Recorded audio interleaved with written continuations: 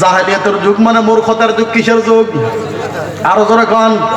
মূর্খতার যুগ। এই মানুষগুলি মূর্খ যখন হয়ে গেল, অন্ধকারের মধ্যে হাবুডুবু খাওয়া শুরু করলো, এমন মূর্খতার যুগের মধ্যে পড়লো, একটা পরিবারের যদি উট যদি আর একটা উটের পানি খায়, একে কেন্দ্র করে নিয়ে একটা গোত্র আর একটা গোত্রের সঙ্গে জিহাদ ঘোষণা করতো। কথা কন না কে?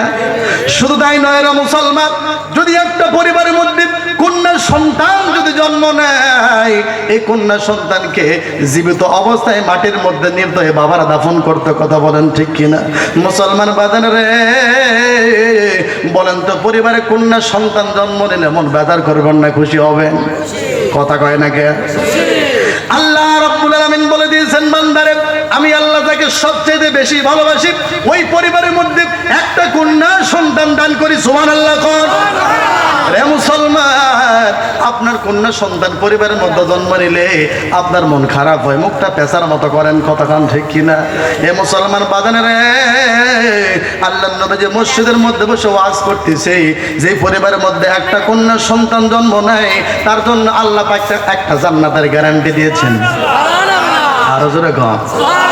যেই পরিবারের মধ্যে দুইটা কন্যা সন্তান জন্ম নিবে, আল্লাহ রাসূল বলে দিয়েছেন তার জন্য দুইটা জান্নাতের গ্যারান্টি দিয়েছেন।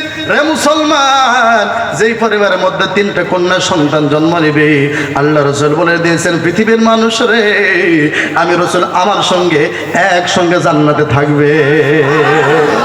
এমন সময় একজন সাহাবী হাত তুললেন, ইয়া রাসূলুল্লাহ, হাবিবাল্লাহ, আমার তো একটা পুত্র সন্তান। কি সন্তান? আমার একটা পুত্র সন্তান। আল্লাহ রাসূল বলেন ইজলিস, বসো। সাহাবী রেখে বললেন, নবী গো, আমার পুত্র সন্তান, আমার ছেলের কি কোনো ওয়াজ নাই? আল্লাহ রাসূল ডেকে বললেন, রে সাহাবী, এখনো পর্যন্ত আল্লাহর পক্ষ থেকে আমার কোনো ওয়াজ আসে নাই। সুবহানাল্লাহ। এখনো পর্যন্ত আল্লাহ আমাকে জানান নাই ছেলের বিষয়ে ওয়াজ। মুসলমান ভাইরা, বরং তো আল্লাহর নবীজি নিজের থেকে বানাই একটা কথা বলে। সব কার কথা বলে? আল্লাহ রাব্বুল আলামিন বলছেন, ওয়া ইয়ানতিকু আনিল হাওয়া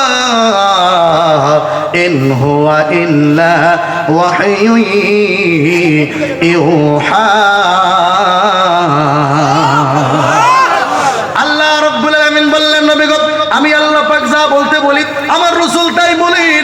আমার নবী নিজের থেকে বানাইয়া একটা কথা বলেন না।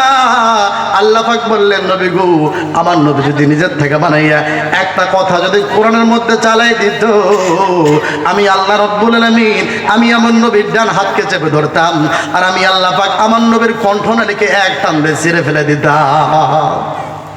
সুবহানাল্লাহ কবেন না? মুসলমান ভাইরা আমার গভীর মনোযোগ দেন, কোনো দিকে নজর দিবেন না। আল্লাহ রাব্বুল আলামিন বললেন, নবী গো, এই অন্ধকার যুগের মানুষগুলোদেরকে আলোর পথ দেখাবার জন্য আমি আল্লাহ রাব্বুল আলামিন জান্নাতের পথ দেখাবার জন্য আমি আল্লাহ পাক এই দুনিয়ার জমিনে মানুষদের জন্য দুইটা রহমত নিয়ামত পাঠিয়ে দিলাম। সুবহানাল্লাহ কোন? আমাদেরকে পথ দেখাবে দুইটা রহমত। কয়টা? আরো জোরে। জোর হলো না, জোরসে বলো। দুইটা। আল্লাহ রাব্বুল আলামিন বললেন, ইয়া